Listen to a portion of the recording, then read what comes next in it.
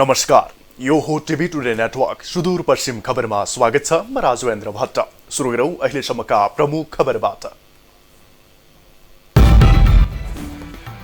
सुदूरपश्चिमका 8 अस्पतालमा oxygen plant निर्माण गरिने, अक्सिजनको सहज आपूर्ति गर्ने सरकारी योजना, कोरोना संक्रमितको उपचारमा सहज हुने विश्वास।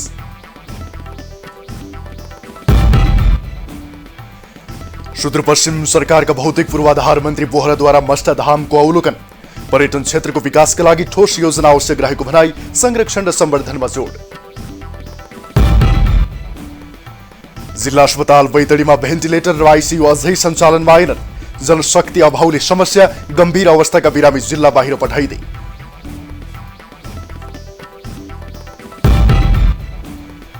कैलालीमा चालु आर्थिक वर्षको पहिलो चौमासिकमा चामल र गहुँको आयात बढ्यो। 54 करोड बढीको चामल आयात, राजस्व सङ्कलनमा समेत सुधार।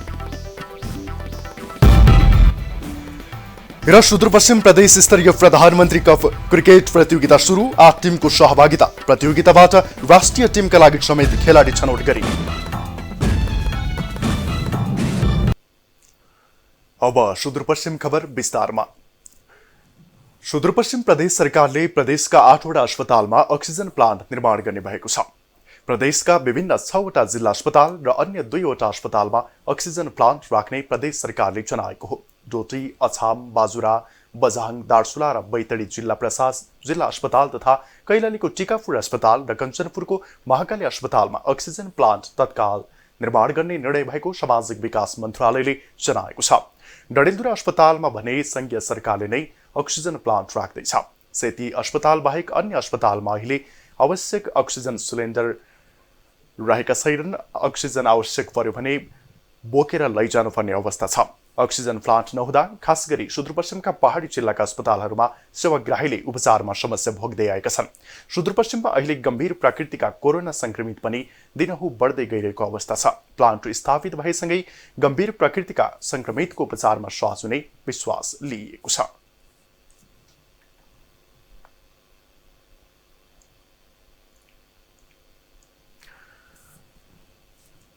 सुदूरपश्चिम प्रदेशका भौतिक पूर्वाधार विकास मन्त्री पठान सिंह बोहराले पर्यटन क्षेत्रको विकासका लागि ठोस योजनाका साथ अगाडि बढ्नुपर्नेमा जोड दिनुभएको छ। शनिबार कैलालीको गोदावरी नगरपालिका 4 बन्दगडामा बृहत गुरुयोजना सहित निर्माण भइरहेको मष्टधामको अवलोकन गर्दै उहाँले सो कुरा बताउनु भएको हो। मन्त्री बोहराले धार्मिक तथा पर्यटकीय क्षेत्रहरूको संरक्षण, सम्वर्धन तथा प्रसार गर्न सके समृद्धिको ढोका खुल्ने बताउँदै आवश्यक योजनाका साथ अगाडि बढ्नुपर्नेमा जोड दिनुभयो। धार्मिक पर्यटकीय स्थलहरूलाई छनौट गरेर त्यसमा चाहिँ लगानी गर्न सक्यो भने त्यसको चाहिँ विकास हामी प्राप्त गर्न सक्छौँ। त्यो हुन नसकेको जरुर पनि छ र त्यसमा चाहिँ हामी लागेका छौँ। धाम निर्माण कार्य चाँडै सम्पन्न भए धार्मिक पर्यटकीय गतिविधि वृद्धि भई आर्थिक समृद्धि हासिल गर्न सकिने स्थानीयको विश्वास छ। यो चाहिँ पूर्ण रूपमा सम्पन्न भइसकेपछि यहाँ चाहिँ पर्यटन क्षेत्र भित्रिने अवस्था भएकाले यहाँको चाहिँ बासिन्दाहरूले चाहिँ कुनै न कुनै किसिमबाट चाहिँ अप्रत्यक्ष रूपमा फाइदा पाउनेछन्। नगरको बन्दगडा क्षेत्र निकै पिछडिएको तर कैलाश पर्वतको जग एवं पवित्र क्षेत्र भएकोले यहाँ पर्यटकीय गतिविधि बढाउन सबै संघको छलफल र सहकार्यमा मष्टधाम निर्माण कार्य थालनी गरिएको मष्टधाम व्यवस्थापन समितिका अध्यक्ष गणेश साउदले बताउनुभयो। सँगसँगै यो ठाउँलाई पर्यटन यो राज्यको दृष्टिकोणले बन्दगडा एकदमै पछाडि परेको ठाउँ भएको हुनाले राज्यको पनि ध्यान आकर्षण गर्ने के चिज हुनसक्छ भनेर हामीले यसलाई धार्मिक पर्यटनको रूपमा हामीले विकास गर्नका लागि यहाँका दाजुभाइ सम्पूर्णसँग छलफल गर्दा उहाँहरूले आफ्नो कमाइ खाने जग्गा लगायत हाम्रो सामुदायिक समेत मिलेर प्रदेशभरका सबै धार्मिक क्षेत्रमा एकैचोटि लगानी गर्न नसकिने बताउँदै भौतिक पूर्वाधार मन्त्री पठान सिंह बोहराले राष्ट्रकै गौरवका धार्मिक क्षेत्रहरू छनौट गरी गुरुयोजना सहित काम गर्नुपर्नेमा समेत जोड दिनुभएको थियो। कैलालीको गोदावरी नगरपालिका वडा नम्बर 4 बन्दगडामा करिब 55 बिघा क्षेत्रफलमा बृहत गुरुयोजना सहित मष्टधामको निर्माण भइरहेको छ। कञ्चनपुर चुरे पर्वतको काखमा अवस्थित प्राकृतिक सौन्दर्यताले भरिपूर्ण सुनदेवी ताल ओझेलमा परेको छ। आवश्यक प्रचार तथा भौतिक पूर्वाधारको विकास हुन नसक्दा ऐतिहासिक महत्त्व भएर पनि यो ताल ओझेलमा परेको हो। करिब 700 मिटर लम्बाइ र 400 मिटर चौडाइ भएको सुनदेवी तालमा रहेको पानी हावाको बहावसँगै नीलो र पहिलो रङमा देखिने गरेको छ। सुग्लाफाटा नगरपालिका 7 मा अवस्थित धार्मिक एवं पर्यटकीय हिसाबले अत्यन्तै महत्त्वपूर्ण यो ताल क्षेत्रसम्म पुग्ने सडकको समेत निर्माण नगरिँदा यस क्षेत्रले चर्चा पाउन सकेको छैन। सडक यातायात र प्रचार प्रसारको अभावमा आन्तरिक थोरै पर्यटक मात्र यस क्षेत्रसम्म पुग्दै आएका छन्। तालमा रहेको पानी सुन जस्तै एकनाशको पहिलो देखिने गरेकाले यस तालको नाम नै सुनदेवी रहन गएको बताइएको छ। सुनदेवी ताल ऐतिहासिक महत्त्वको भए पनि यसको प्रचार प्रसार र संरक्षणका लागि कुनै पनि निकायले चासो नदेखाउँदा ओझेलमा परेको स्थानीयको भनाइ छ। बैतडीको झुलाघाटमा सशस्त्र प्रहरीको सीमा निगरानी चौकी BOP को आफ्नै भवन निर्माण हुने भएको छ। यसका लागि रोयल खेमादेवी जेबीसँग 1 करोडको ठेक्का सम्झौता भएको सशस्त्र प्रहरीको नम्बर 51 गुल्म बैतडीका प्रमुख सशस्त्र प्रहरी नायब उपरीक्षक गणेश शाहले जानकारी दिनुभयो। चालु आर्थिक वर्षको असार मसान्तसम्म भवन निर्माण गरिसक्ने गरी ठेक्का सम्झौता भएको छ। केही दिनभित्रै भवन निर्माण कार्य सुरु हुने जनाइएको छ। झुलाघाटमा गत जेठ 10 गते BOP स्थापना भएकोमा हाल भाडाको भवनमा सशस्त्र प्रहरी बसिरहेको छ। विगत लामो समयदेखि कैलालीको घोडाघोडीमा जनआवश्यकता अनुसार आधारभूत विकास निर्माणलाई प्राथमिकता दिइएको छ। घोडाघोडी नगरपालिकाले सडक यातायात तथा पुल पुलेसा निर्माणलाई विशेष प्राथमिकतामा राखेको हो। कैलालीको घोडाघोडी नगरपालिका 4 भालुफाटा र मैतुवाको कौवा खोलामा 2 करोड 20 लाख 4,082 रुपैयाँको लागतमा पक्के पुल बन्ने भएको छ। पुल नहुँदा बर्खे सिजनमा आवत जावतका लागि निकै शास्ति हुन्थ्यो। विद्यार्थीहरू विद्यालय जान पाउँथेनन् भने आकस्मिक अवस्थाका बिरामीहरूलाई अस्पतालसम्म पुर्याउने शास्ति थियो। अहिले शिलान्यास गरिएको पुल समयमै निर्माण सम्पन्न भए यस्ता समस्याको अन्त्य हुने स्थानीयको भनाइ छ। पुल नहुँदाखेरि कहिले बर्खाको बेला यो काठे पुल माथि पनि 1 फुट पानी आउँथ्यो, कहिले बगाइलिन्थ्यो। अनि त्यो बगाएको बेला चाहिँ विद्यार्थीहरूलाई पनि अप्ठ्यारो हुन्थ्यो र खोला तर्ने त कुरै भएन। यही पुल पनि बगाउँथ्यो। यो पुलको लागि जस्तै पुलको शिलान्यास भयो, पुल चाँडै नै बनोस् भन्ने आशा व्यक्त गर्दछौँ र यसमा चाहिँ कुनै किसिमको ढिलाइ नहोस् भन्ने हिसाबले हामी चाहिँ अब यो ठेकेदारलाई भन्न चाहन्छौँ। नगरपालिकामा भौतिक विकाससँगै शिक्षा, स्वास्थ्य, खानेपानी लगायत चौतर्फी विकास निर्माणलाई प्राथमिकता दिएको छ। नगरका दुर्गम बस्तीहरूमा सडक सञ्जाल जोड्नुका साथै कच्ची सडकहरूको स्तरोन्नति तथा नयाँ ट्र्याक समेत खोल्ने योजना नगरको छ। महत्त्वपूर्ण लागतमा महत्त्वपूर्ण ढङ्गले हामीले वडा भवनहरू निर्माण गरिसकेका छौँ। हाम्रो नगरपालिका भवनको प्रशासनिक भवन पनि निर्माण सम्पन्न अब हुँदैछ 1 वर्षभित्रै।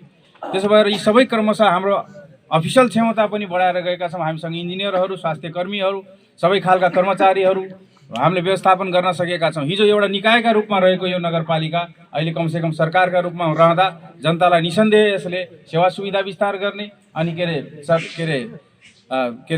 सर्भिस डेलिभरी गर्ने, त्यसपछि विकास निर्माण गर्ने हाम्रो यो 3वटा दायित्व बोकेर हामी अगाडि बढेका छौँ। कैलालीमा मात्रै नभई प्रदेशका सबै ठाउँमा बाटोघाटो र पुल पुलेसा तथा समावेशी विकास भइरहेको जनप्रतिनिधिको भनाइ छ। चालु आर्थिक वर्षभित्र प्रदेशमा नयाँ ट्र्याक खोल्नुका साथै कच्ची सडक स्तरोन्नति गरिने प्रदेश सांसद अमर बहादुर साउदको भनाइ छ। लाग्छ 25 किलोमिटर भन्दा माथि केही स्थानीय सरकार र प्रदेश सरकारको लगानीमा 25 किलोमिटर सडक कालोपत्रे हुने तरिकाले हामी अगाडि बढिरहेका छौँ। 7वटा सडकलाई प्राथमिकताका साथ अगाडि बढ्ने गरी प्रदेश सरकारले टेन्डर गर्ने प्रक्रियामा आवश्यक प्रक्रिया अगाडि बढाएको छ र यही ठाउँको कुरा गर्ने हो भने हामीले यो पुल निर्माण स्थलसम्म पनि यही आर्थिक वर्षमा कालोपत्रे सडक जोड्ने प्रक्रिया अगाडि बढेको छ। देश संघीयतामा गएसँगै प्रदेश तथा स्थानीय सरकारले सडक यातायातलाई निकै प्राथमिकतामा राखेको देखिन्छ। दुर्गम क्षेत्रहरू सडक सञ्जालमा जोडिनु तथा सडक स्तरोन्नति भएसँगै नागरिकहरूलाई निकै सहज भएको छ। यसरी हुने विकास निर्माणको गुणस्तरीयतामा ध्यान दिन आवश्यक छ। कैलालीबाट जनार्दन उपाध्यायको रिपोर्ट। सुदूरपश्चिम खबरमा पालो छोटो विश्रामको।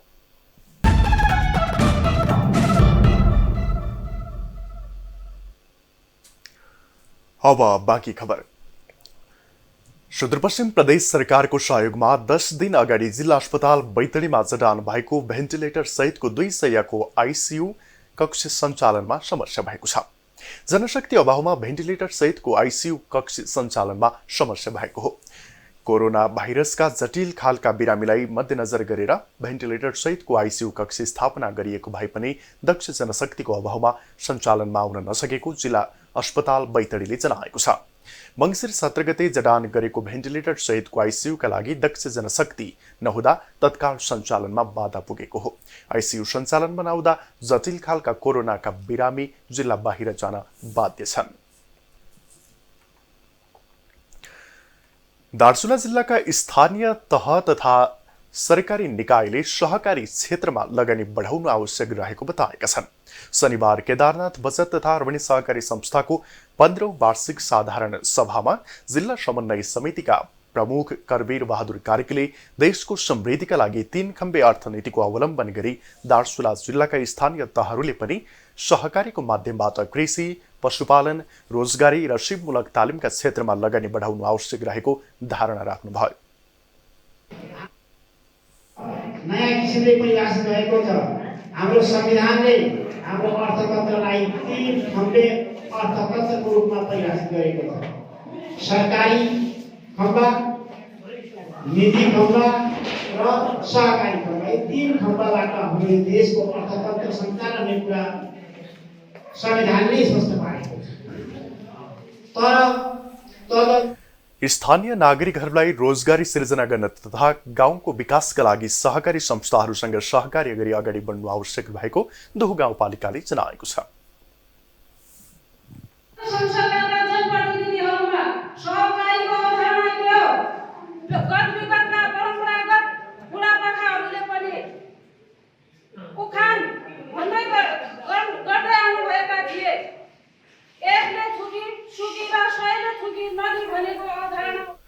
दार्चुला जिल्लामा विगत 15 वर्षदेखि सहकारीको माध्यमबाट नागरिकहरूलाई सेवा दिँदै आएको केदारनाथ सहकारी संस्था अहिलेसम्म जिल्लाकै नमुना सहकारीको रूपमा चिनिएको छ।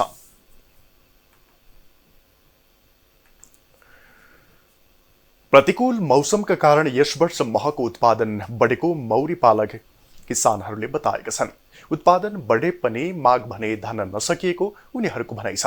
कैलालीमा मात्रै वर्षेनी 15 टन मह उत्पादन भए पनि माग अनुसारको आपूर्ति नहुँदा भारतबाट मह आयात गर्नुपर्ने अवस्था छ। यस वर्ष मौसमले साथ दिँदा मह उत्पादनमा वृद्धि भएको छ। शीतलहर सुरु नभएको तथा मौसम सफा र न्यानो रहेकाले मौरी पालक किसानहरूले 3 पटकसम्म मह निकालिसकेका छन्। यस वर्ष मह उत्पादनमा वृद्धि भएका बेला माग पनि बढ्दो छ। कोरोना कहरका बीच महले शरीरमा रोग प्रतिरोधात्मक क्षमता अर्थात् इम्युनिटी पावर बढाउने भन्दै सेवनकर्ताहरू बढेकाले माग धान्न गाह्रो भएको मौरी पालक किसान घनश्याम पौडेल बताउनुहुन्छ। मह खानुपर्छ, मह पनि खाने चिज हो र भन्ने जस्तो मान्ने मान्छेहरू अहिले चाहिँ मह खाएपछि विभिन्न रोगहरूसँग लड्न सक्ने क्षमता बढ्दो रहेछ, रोग प्रतिरोधात्मक क्षमता बढेर जाँदो रहेछ भन्ने कुराहरू बुझेका छन्। त्यही कारणले चाहिँ पहिला यही कैलालीकै आफ्नै वरिपरि मात्रै हामीले मह बेच्थ्यौँ। अहिले चाहिँ महको माग चाहिँ काठमाडौँबाट छ, चितवनबाट छ, त्यस्तै गरी कञ्चनपुरबाट छ, धनगढीबाट छ।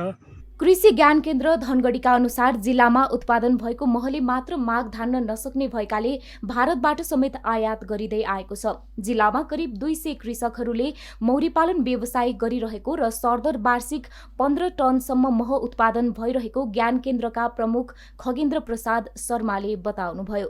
पहिलो लटमै भनौँ न, अहिले अब यो वर्षभरिको डाटा होइन कि अहिलेकै डाटा मात्र हेर्दाखेरि पनि 6000 किलोभन्दा बढी भनेको त 6 टनभन्दा बढी चाहिँ मह उत्पादन भइसकेको भन्ने रेकर्ड आएको छ र मलाई लाग्छ कम्तीमा यति नै अझै हाम्रो यो वर्ष र वर्षभरिको कुरा गर्दाखेरि 12 देखि 15 टन जतिको कम्तीमा पनि त्यति चाहिँ उत्पादन हुन्छ भन्ने अनुमान गर्न सकिन्छ। नेपाली बजारमा महको माग धान्न नेपाली युवाहरूलाई मौरी पालन व्यवसायतर्फ आकर्षित गरी आर्थिक उपार्जनमा सक्षम बनाउनुपर्ने आवश्यकता महसुस गरिएको छ।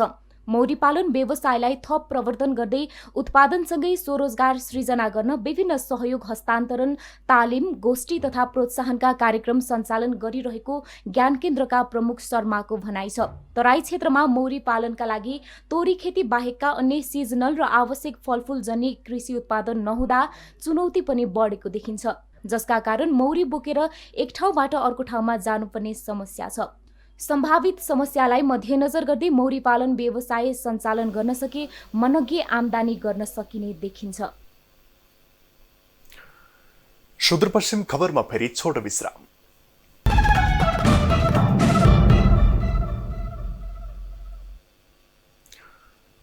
अब जनआवाज।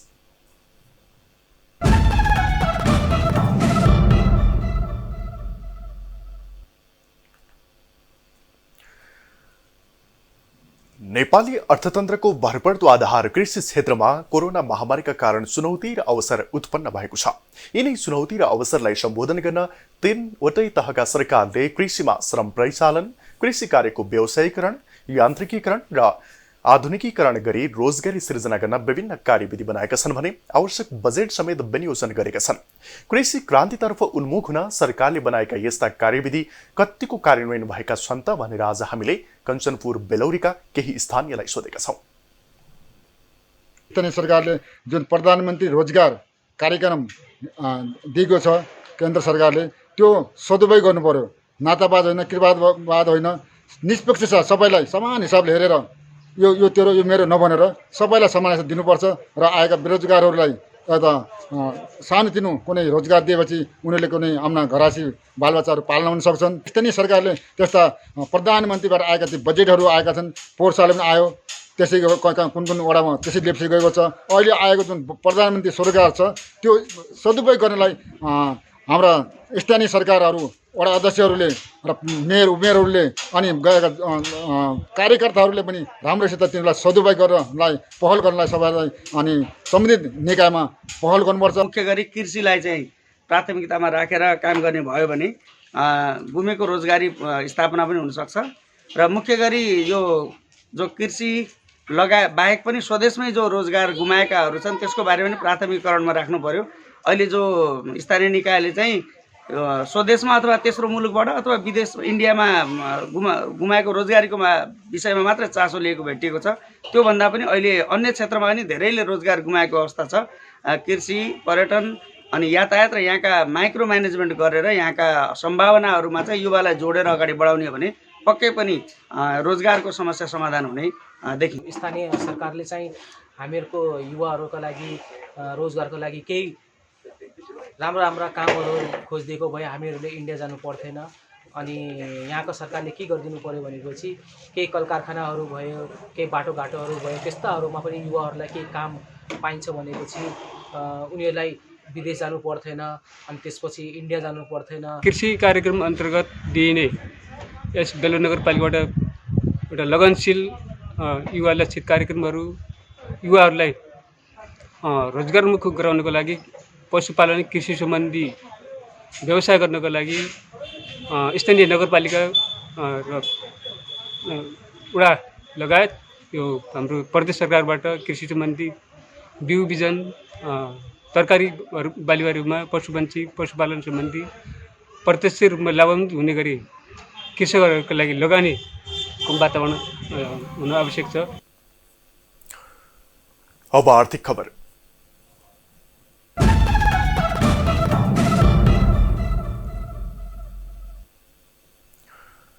चालू आर्थिक वर्षको पहिलो 4 महिनाको अवधिमा कैलालीमा गत आर्थिक वर्षको आयातको तुलनामा दोब्बर बढी चामल तथा गहुँ आयात भएको छ।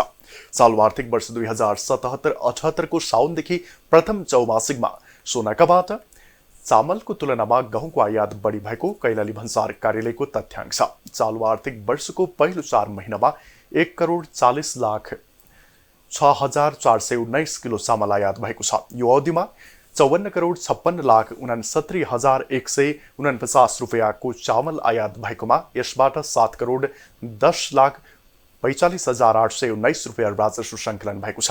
यही अवधिमा 2,38,27,095 किलो गहुँ आयात भएकोमा यसबाट 6,38,00,000 38,77,300 रुपियाँ राजस्व सङ्कलन भएको छ। गत आर्थिक वर्ष 2076-77 को अवधिमा 1,03,35,277 किलो र 75-76 मा 2,51,20,780 किलो चामल आयात भएको थियो।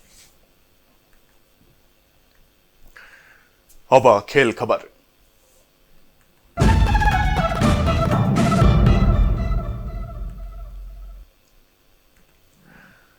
कञ्चनपुरमा सिनियर सुदूरपश्चिम प्रदेश स्तरीय प्रधानमन्त्री कप क्रिकेट प्रतियोगिता सुरु भएको छ।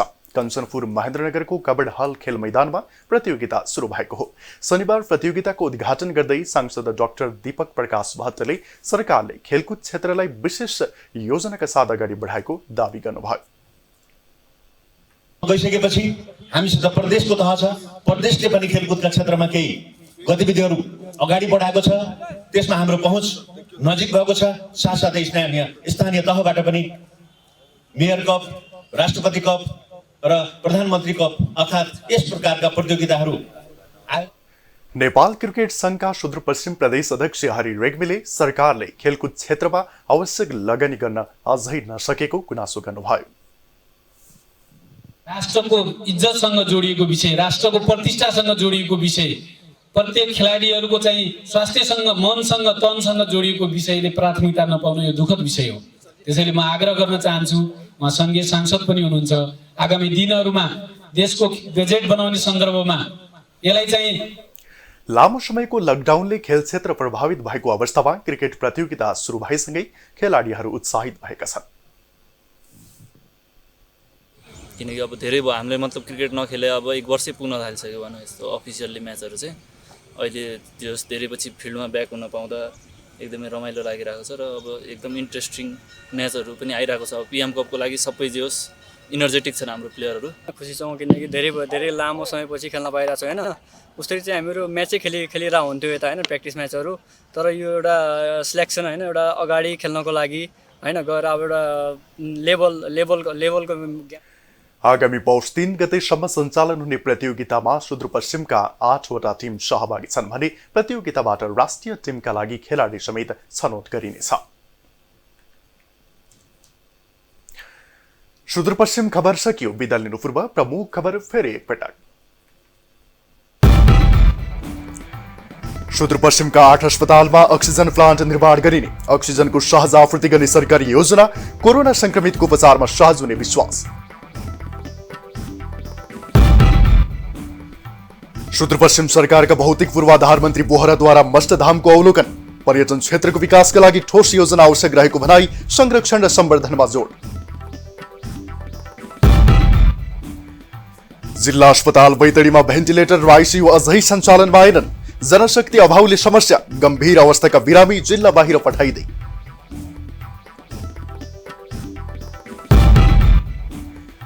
कैलालीमा चालु आर्थिक वर्षको पहिलो चौमासिकमा चामल र गहुँको आयात बढ्यो, 54 करोड बढीको चामल आयात, राजस्व सङ्कलनमा समेत सुधार। र सुदूरपश्चिम प्रदेश स्तरीय प्रधानमन्त्री कप क्रिकेट प्रतियोगिता सुरु, 8 टिमको सहभागिता, प्रतियोगिताबाट राष्ट्रिय टिमका लागि समेत खेलाडी छनौट गरिने।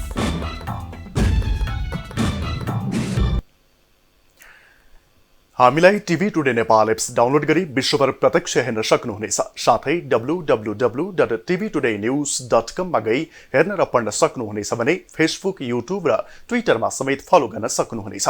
विकास, निर्माण र जनसरोकारका विषयमा हाम्रो आवाज जारी छ। अहिलेलाई सम्पूर्ण सुदूरपश्चिम खबर युनिटका साथ म राजेन्द्र भट्ट पनि बिदा चाहन्छु। टिभी टुडे एचडी हेर्दै गर्नुहोला। नमस्कार।